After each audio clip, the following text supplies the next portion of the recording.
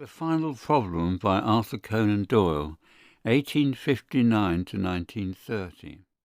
It is with a heavy heart that I take up my pen to write these last words, in which I shall ever record the singular gifts by which my friend Mr. Sherlock Holmes was distinguished.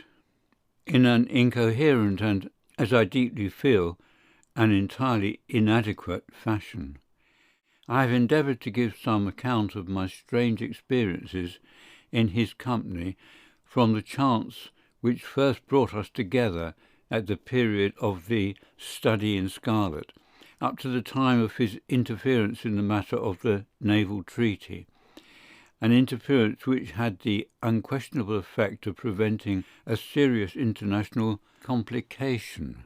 It was my intention to have stopped there and to have said nothing of that event which has created a void in my life which the lapse of 2 years has done little to fill.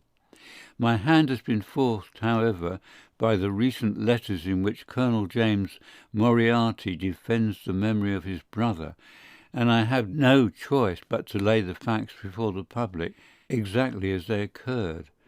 I alone know the absolute truth of the matter, and I am satisfied that the time has come when no good purpose is to be served by its suppression.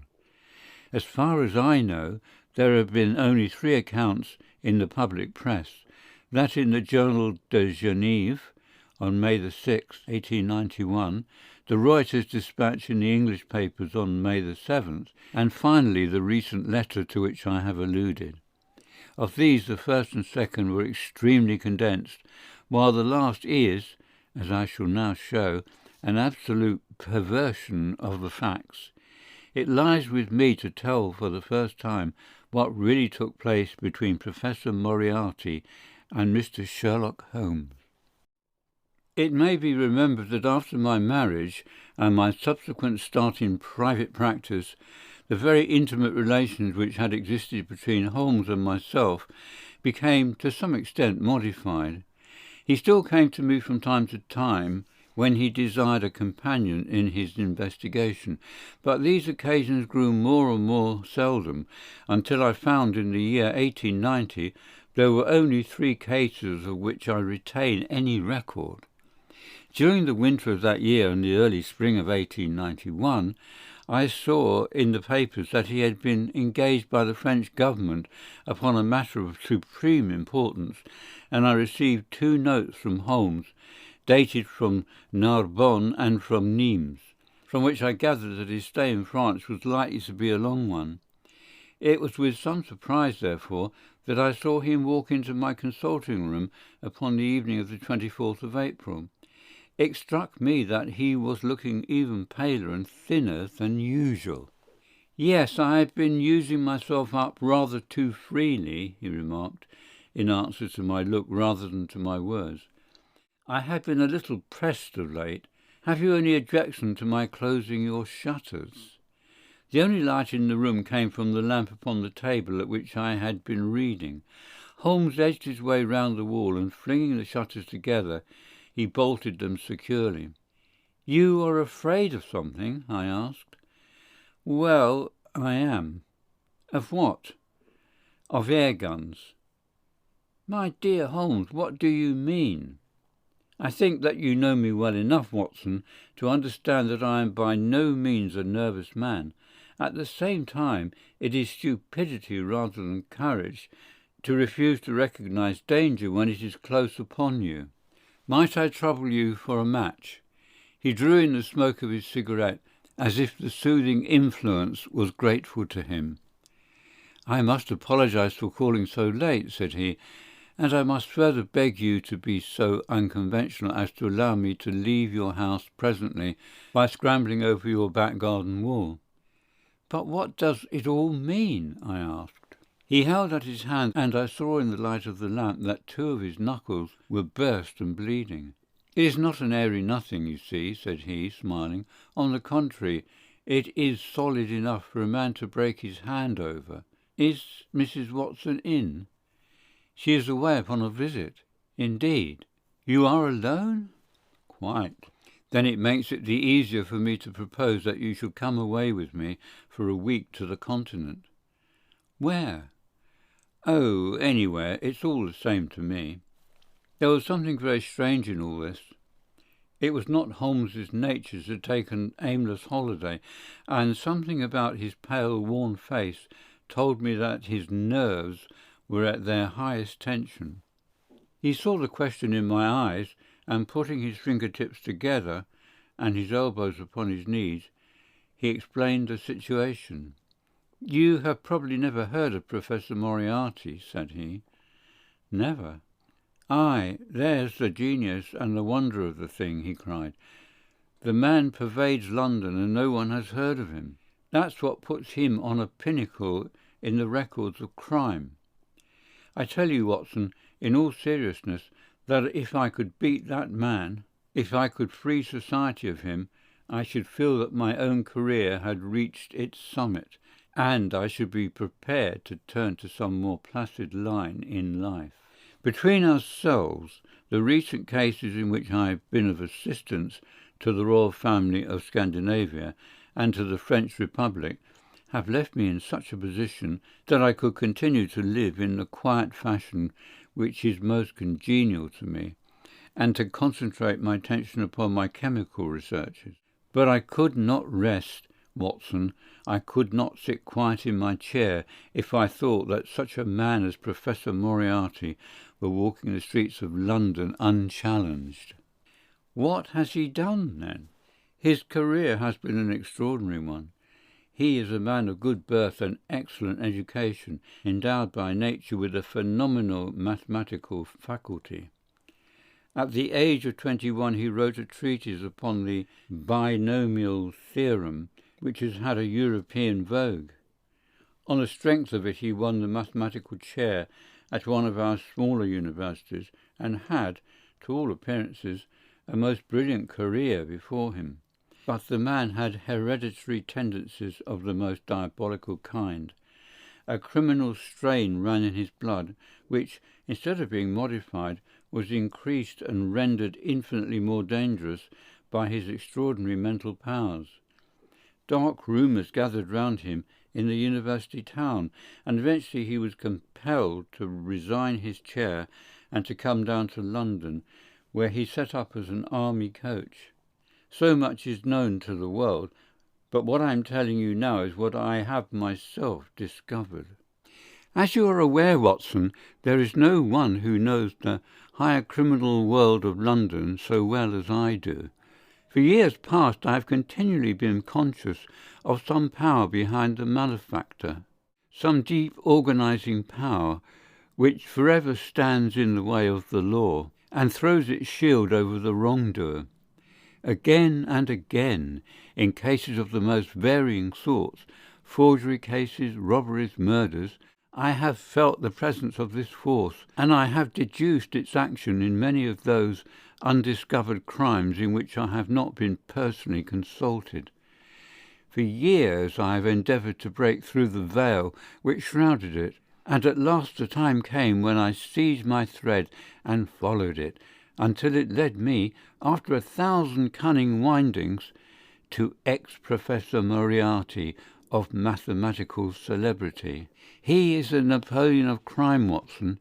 He is the organizer of half that is evil and of nearly all that is undetected in this great city. He is a genius, a philosopher, an abstract thinker. He has a brain of the first order. He sits motionless like a spider in the centre of its web, but that web has 1,000 radiations, and he knows well every quiver of each of them. He does little himself. He only plans.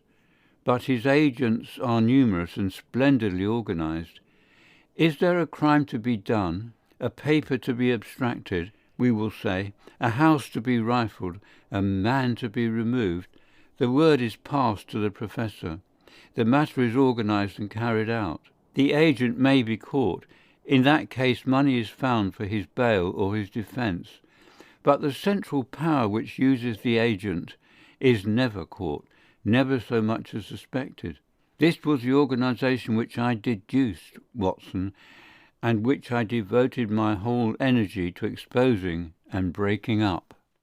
But the Professor was fenced round with safeguards so cunningly devised that, do what I would, it seemed impossible to get evidence which would convict in a court of law. You know my powers, my dear Watson, and yet at the end of 3 months I was forced to confess that I had at last met an antagonist who was my intellectual equal. My horror at his crimes was lost in my admiration at his skill. But at last he made a trip, only a little trip, but it was more than he could afford when I was so close upon him.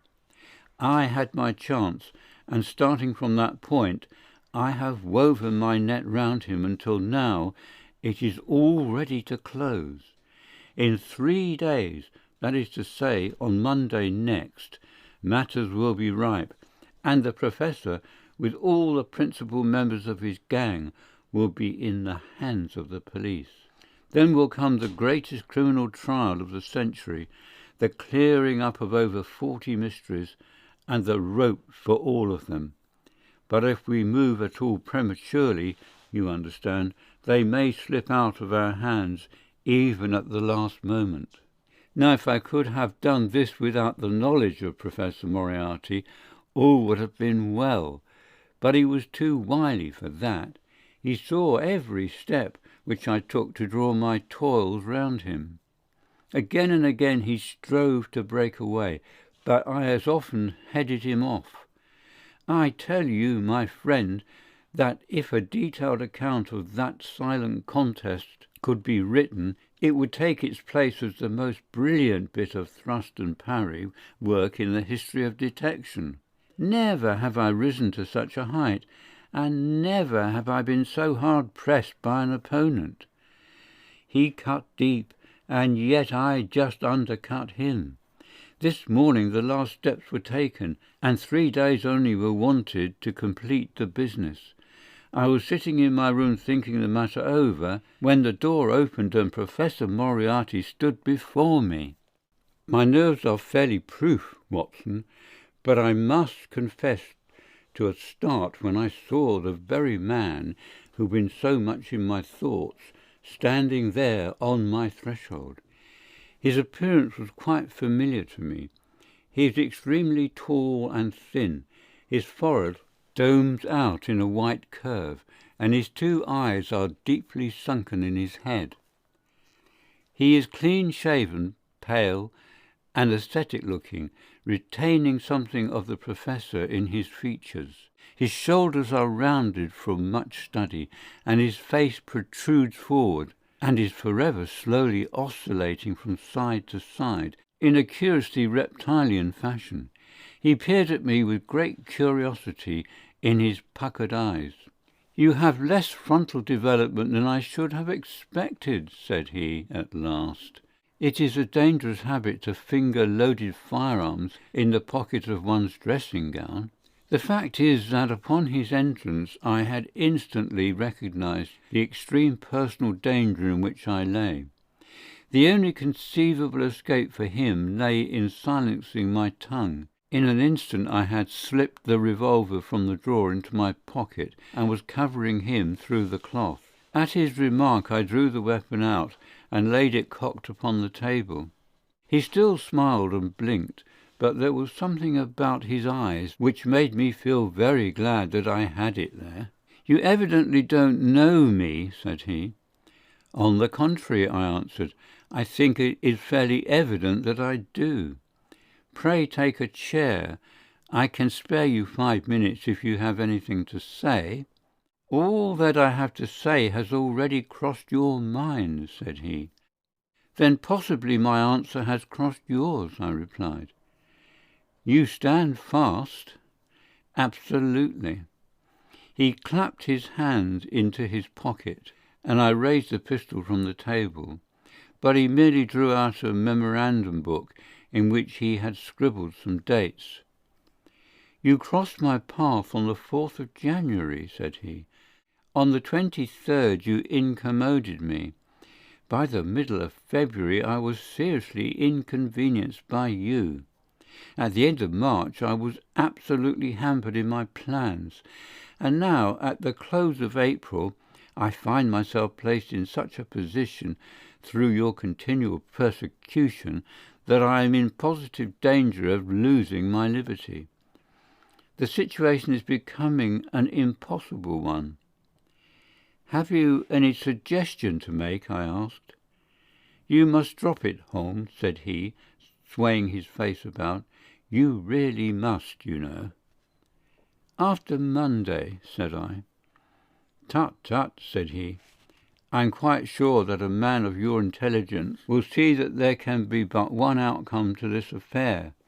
It is necessary that you should withdraw. You have worked things in such a fashion that we have only one resource left. It has been an intellectual treat to me to see the way in which you have grappled with this affair, and I say, unaffectedly, that it would be a grief to me to be forced to take any extreme measure. You smile, sir, but I assure you that it really would." "Danger is part of my trade," I remarked. "That is not danger," said he. "It is inevitable destruction. You stand in the way not merely of an individual, but of a mighty organization, the full extent of which you, with all your cleverness, have been unable to realize. You must stand clear, Mr. Holmes, or be trodden underfoot." "I am afraid," said I, rising, "that in the pleasure of this conversation I am neglecting business of importance which awaits me elsewhere." He rose also and looked at me in silence, shaking his head sadly. "Well, well," said he at last, "it seems a pity, but I have done what I could. I know every move of your game. You can do nothing before Monday. It has been a duel between you and me, Mr. Holmes. You hope to place me in the dock. I tell you that I will never stand in the dock. You hope to beat me. I tell you that you will never beat me. If you are clever enough to bring destruction upon me, rest assured that I shall do as much to you." "You have paid me several compliments, Mr. Moriarty," said I. "Let me pay you one in return, when I say that if I were assured of the former eventuality, I would, in the interest of the public, cheerfully accept the latter." "I can promise you the one, but not the other," he snarled, and so turned his rounded back upon me and went peering and blinking out of the room. That was my singular interview with Professor Moriarty. I confess that it left an unpleasant effect upon my mind. His soft, precise fashion of speech leaves a conviction of sincerity which a mere bully could not produce. Of course, you will say, why not take police precautions against him? The reason is that I am well convinced that it is from his agents the blow will fall. I have the best proofs that it would be so." "You have already been assaulted?" "My dear Watson, Professor Moriarty is not a man who lets the grass grow under his feet. I went out about midday to transact some business in Oxford Street. As I passed the corner which leads from Bentinck Street on to the Welbeck Street crossing, a two-horse van furiously driven whizzed round and was on me like a flash. I sprang to the footpath and saved myself by the fraction of a second. The van dashed round by Marylebone Lane and was gone in an instant. I kept to the pavement after that, Watson, but as I walked down Vere Street, a brick came down from the roof of one of the houses and was shattered to fragments at my feet. I called the police and had the place examined. There were slates and bricks piled up on the roof preparatory to some repairs, and they would have me believe that the wind had toppled over one of these. Of course I knew better, but I could prove nothing. I took a cab after that and reached my brother's rooms in Pall Mall, where I spent the day. Now I have come round to you, and on my way I was attacked by a rough with a bludgeon. I knocked him down, and the police have him in custody. But I can tell you, with the most absolute confidence that no possible connection will ever be traced between the gentleman upon whose front teeth I have barked my knuckles and the retiring mathematical coach who is, I dare say, working out problems on a blackboard 10 miles away. You will not wonder, Watson, that my first act on entering your rooms was to close your shutters, and that I have been compelled to ask your permission to leave the house by some less conspicuous exit than the front door. I've often admired my friend's courage, but never more than now, as he sat quietly checking off a series of incidents which must have combined to make up a day of horror. "You will spend the night here?" I said. "No, my friend, you might find me a dangerous guest. I have my plans laid, and all will be well. Matters have gone so far now that they can move without my help, as far as the arrest goes, though my presence is necessary for a conviction. It is obvious, therefore, that I cannot do better than get away for the few days which remain before the police are at liberty to act. It would be a great pleasure to me, therefore, if you could come on to the Continent with me." "The practice is quiet," said I, "and I have an accommodating neighbour. I should be glad to come." "And to start tomorrow morning?" "If necessary." "Oh, yes, it is most necessary." "Then these are your instructions, and I beg, my dear Watson, that you will obey them to the letter, for you are now playing a double-handed game with me against the cleverest rogue and the most powerful syndicate of criminals in Europe. Now listen.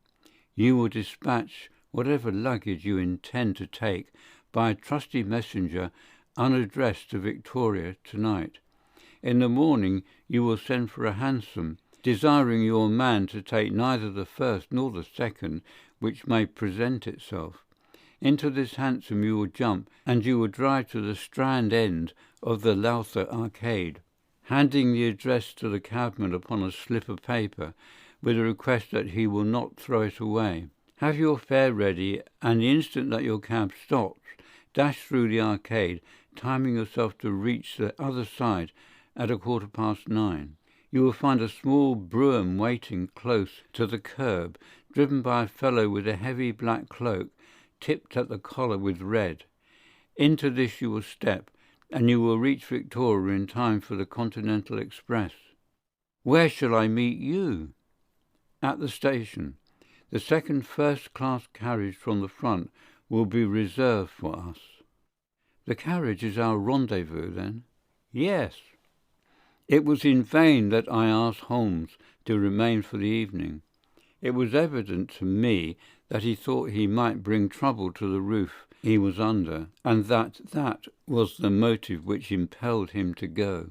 With a few hurried words as to our plans for the morrow, he rose and came out with me into the garden, clambering over the wall which leads into Mortimer Street, and immediately whistling for a hansom, in which I heard him drive away. In the morning I obeyed Holmes's injunctions to the letter. A hansom was procured with such precaution as would prevent its being one which was placed ready for us, and I drove immediately after breakfast to the Lowther Arcade, through which I hurried at the top of my speed. A brougham was waiting with a very massive driver, wrapped in a dark cloak, who, the instant that I stepped in, whipped up the horse and rattled off to Victoria Station. On my alighting there, he turned the carriage and dashed away again without so much as a look in my direction. So far all had gone admirably. My luggage was waiting for me, and I had no difficulty in finding the carriage which Holmes had indicated, the less so as it was the only one in the train which was marked engaged. My only source of anxiety now was the non-appearance of Holmes. The station clock marked only 7 minutes from the time when we were due to start. In vain I searched among the groups of travellers and leave-takers for the lithe figure of my friend. There was no sign of him. I spent a few minutes in assisting a venerable Italian priest who was endeavouring to make a porter understand, in his broken English, that his luggage was to be booked through to Paris. Then, having taken another look round, I returned to my carriage, where I found that the porter, in spite of the ticket, had given me my decrepit Italian friend as a travelling companion. It was useless for me to explain to him his presence was an intrusion, for my Italian was even more limited than his English. So I shrugged my shoulders resignedly and continued to look out anxiously for my friend. A chill of fear had come over me as I thought that his absence might mean that some blow had fallen during the night. Already the doors had all been shut and the whistle blown, when, "My dear Watson," said a voice, "you have not even condescended to say good morning." I turned in uncontrollable astonishment. The aged ecclesiastic had turned his face towards me. For an instant the wrinkles were smoothed away. The nose drew away from the chin, the lower lip ceased to protrude, and the mouth to mumble. The dull eyes regained their fire. The drooping figure expanded. The next the whole frame collapsed again, and Holmes had gone as quickly as he had come. "Good heavens!" I cried. "How you startled me!" "Every precaution is still necessary," he whispered. "I have reason to think that they are hot upon our trail. Ah, there is Moriarty himself." The train had already begun to move as Holmes spoke. Glancing back, I saw a tall man pushing his way furiously through the crowd and waving his hand as if he desired to have the train stopped. It was too late, however, for we were rapidly gathering momentum, and an instant later had shot clear of the station. "With all our precautions, you see that we have cut it rather fine," said Holmes, laughing. He rose, and throwing off the black cassock and hat which had formed his disguise, he packed them away in a handbag. "Have you seen the morning paper, Watson?" "No." "You haven't seen about Baker Street, then?" "Baker Street? They set fire to our rooms last night. No great harm was done." "Good heavens, Holmes! This is intolerable." "They must have lost my track completely after their bludgeoned man was arrested. Otherwise they could not have imagined that I had returned to my rooms. They have evidently taken the precaution of watching you, however, and that is what has brought Moriarty to Victoria. You could not have made any slip in coming?" "I did exactly what you advised." "Did you find your brougham?" "Yes, it was waiting." "Did you recognize the coachman?" "No." "It was my brother Mycroft. It is an advantage to get about in such a case without taking a mercenary into your confidence. But we must plan what we are to do about Moriarty now. As this is an express, and as the boat runs in connection with it, I should think we have shaken him off very effectively." "My dear Watson, you evidently did not realize my meaning when I said that this man may be taken as being quite on the same intellectual plane as myself. You do not imagine that if I were the pursuer I should allow myself to be baffled by so slight an obstacle. Why, then, should you think so meanly of him? What will he do?" "What I should do? What would you do, then?" "Engage a special." "But it must be late." "By no means. This train stops at Canterbury, and there is always at least a quarter of an hour's delay at the boat. He will catch us there. One would think that we were the criminals. Let us have him arrested on his arrival. It would be to ruin the work of 3 months. We should get the big fish, but the smaller would dart right and left out of the net. On Monday we should have them all. No, an arrest is inadmissible." "What then?" "We shall get out at Canterbury." "And then?" "Well, then we must make a cross-country journey to Newhaven, and so over to Dieppe. Moriarty will again do what I should do. He will get on to Paris, mark down our luggage, and wait for 2 days at the depot. In the meantime, we shall treat ourselves to a couple of carpet-bags, encourage the manufacturers of the countries through which we will travel, and make our way at our leisure into Switzerland via Luxembourg and Basel." At Canterbury, therefore, we alighted, only to find that we should have to wait an hour before we could get a train to Newhaven. I was still looking rather ruefully after the rapidly disappearing luggage van, which contained my wardrobe, when Holmes pulled my sleeve and pointed up the line. "All ready, you see," said he. Far away, from among the Kentish woods, there rose a thin spray of smoke. A minute later a carriage and engine could be seen flying along the open curve which leads to the station. We had hardly time to take our place behind a pile of luggage when it passed with a rattle and a roar, beating a blast of hot air into our faces. "There he goes," said Holmes, as we watched the carriage swing and rock over the points. "There are limits, you see, to our friend's intelligence. It would have been a coup de maître had he deduced what I would deduce and acted accordingly. And what would he have done had he overtaken us? There cannot be the least doubt that he would have made a murderous attack upon me. It is, however, a game at which two may play. The question now is whether we should take a premature lunch here or run our chance of starving before we reach the buffet at Newhaven." We made our way to Brussels that night and spent 2 days there, moving on upon the third day as far as Strasbourg. On the Monday morning Holmes had telegraphed to the London police, and in the evening we found a reply waiting for us at our hotel. Holmes tore it open, and then with a bitter curse hurled it into the grate. "I might have known it," he groaned. "He has escaped." "Moriarty?" "They have secured the whole gang with the exception of him. He has given them the slip. Of course, when I had left the country, there was no one to cope with him, but I did think that I had put the game in their hands. I think you had better return to England, Watson." "Why?" "Because you will find me a dangerous companion now. This man's occupation is gone. He is lost if he returns to London. If I read his character right, he will devote his whole energies to revenging himself upon me. He said as much in our short interview, and I fancy that he meant it. I should certainly recommend you to return to your practice." It was hardly an appeal to be successful with one who was an old campaigner as well as an old friend.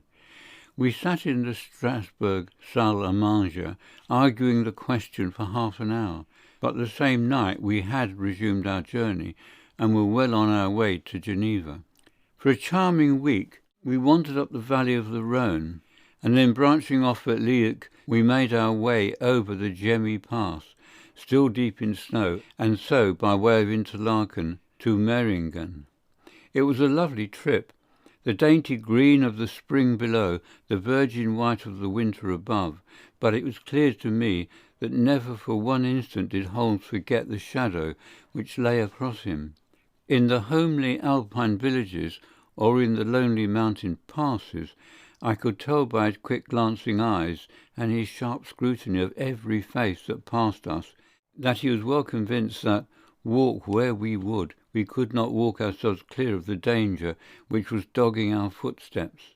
Once, I remember, as we passed over the Gemmi and walked along the border of the melancholy Dorbendsee, a large rock which had been dislodged from the ridge upon our right clattered down and roared into the lake behind us.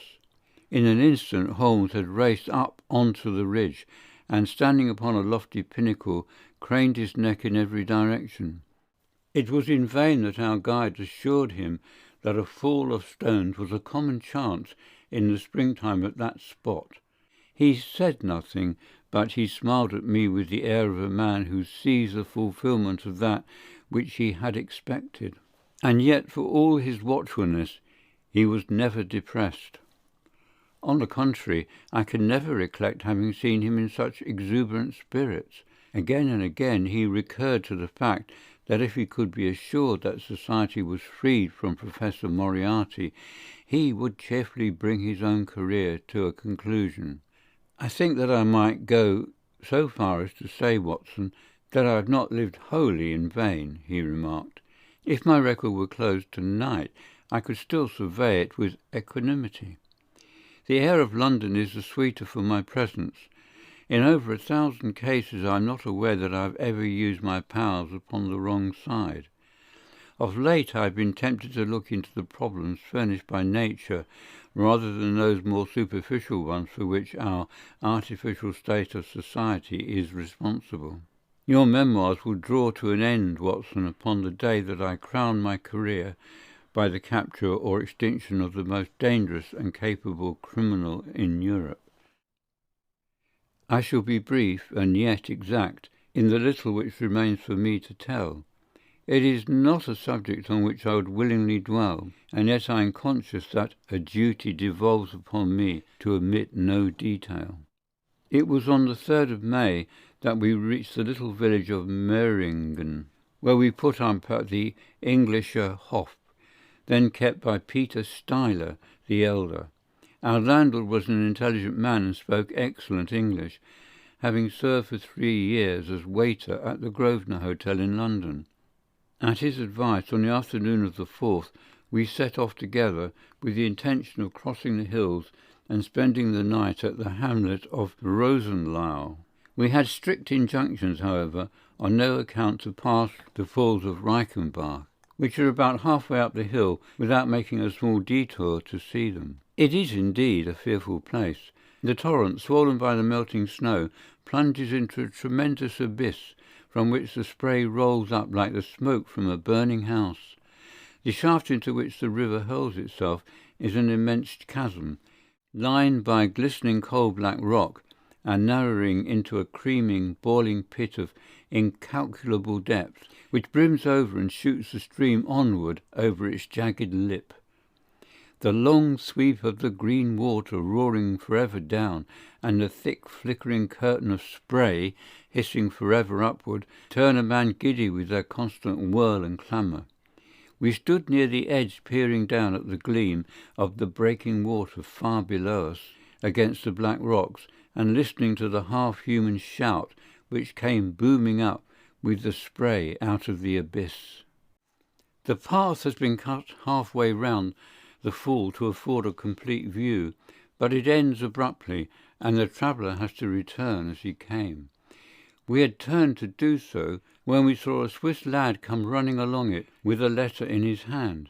It bore the mark of the hotel which we had just left, and was addressed to me by the landlord.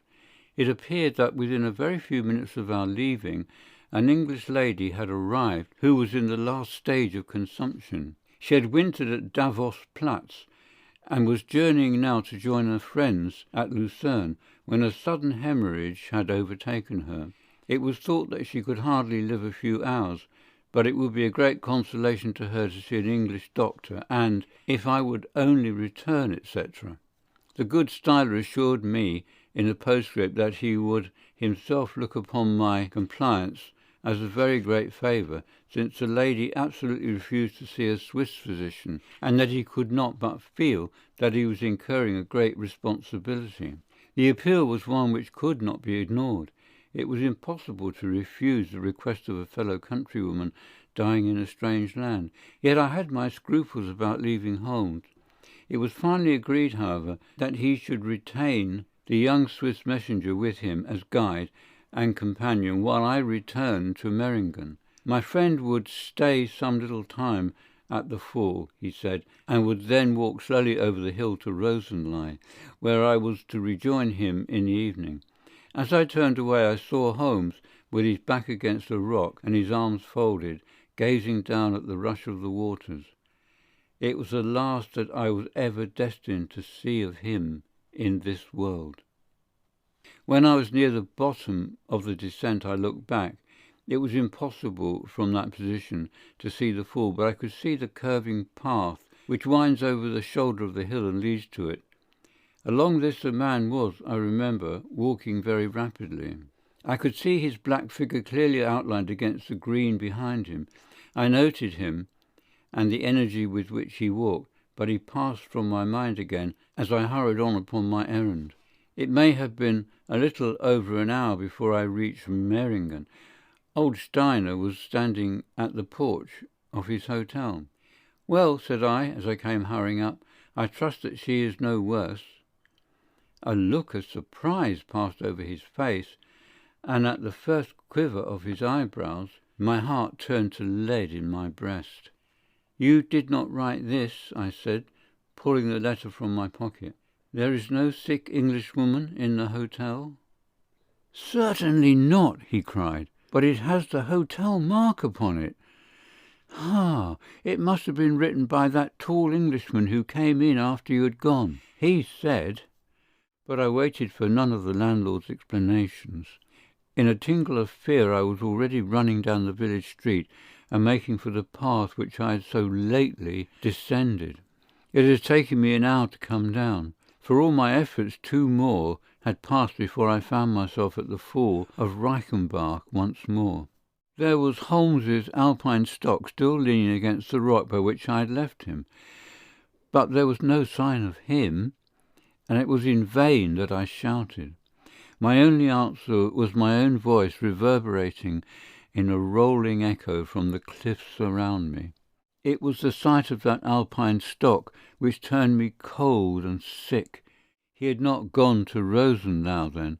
He had remained on that 3-foot path, with sheer wall on one side and sheer drop on the other, until his enemy had overtaken him.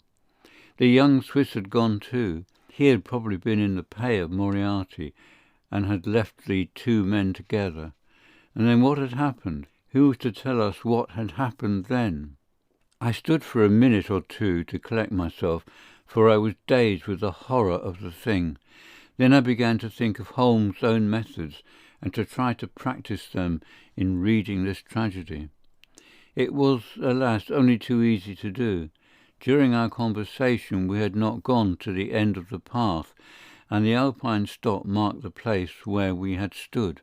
The blackish soil is kept for ever soft by the incessant drift of spray, and a bird would leave its tread upon it.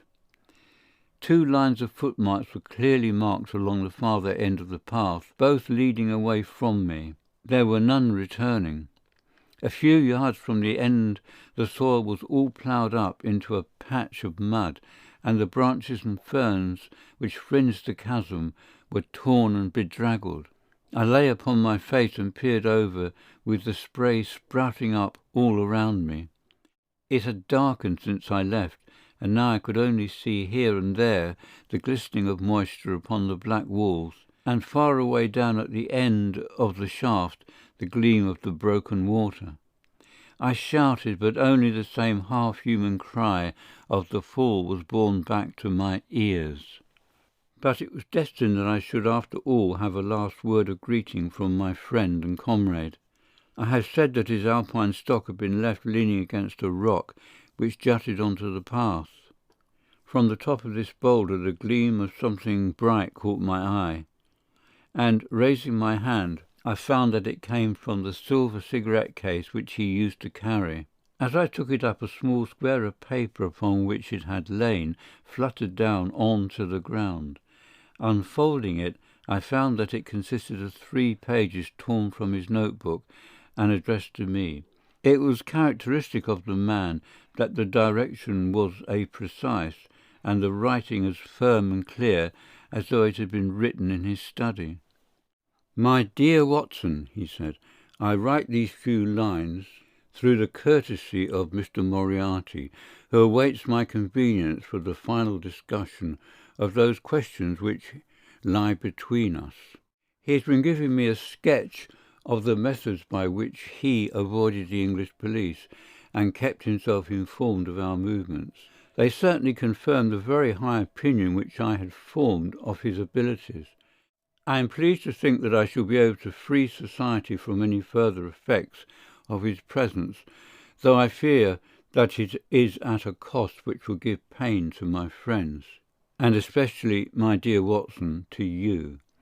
I have already explained to you, however, that my career had in any case reached its crisis, and that no possible conclusion to it could be more congenial to me than this. Indeed, if I may make a full confession to you, I was quite convinced that the letter from Meiringen was a hoax, and I allowed you to depart on that errand under the persuasion that some development of this sort would follow. Tell Inspector Patterson that the papers which he needs to convict the gang are in Pigeonhole M, done up in a blue envelope and inscribed Moriarty. I made every disposition of my property before leaving England, and handed it to my brother Mycroft. Pray give my greetings to Mrs. Watson, and believe me to be, my dear fellow, very sincerely yours, Sherlock Holmes. A few words may suffice to tell the little that remains. An examination by experts leaves little doubt that a personal contest between the two men ended, as it could hardly fail to end in such a situation, in their reeling over, locked in each other's arms. Any attempt at recovering the bodies was absolutely hopeless, and there, deep down in that dreadful cauldron of swirling water and seething foam, will lie for all time the most dangerous criminal and the foremost champion of the law of their generation. The swift youth was never found, and there can be no doubt that he was one of the numerous agents whom Moriarty kept in his employ. As to the gang, it will be within the memory of the public how completely the evidence which Holmes had accumulated exposed their organization, and how heavily the hand of the dead man weighed upon them. Of their terrible chief few details came out during the proceedings, and if I have now been compelled to make a clear statement of his career, it is due to those injudicious champions who have endeavoured to clear his memory by attacks upon him, whom I shall ever regard as the best and the wisest man whom I have ever known. End of The Final Problem by Arthur Conan Doyle.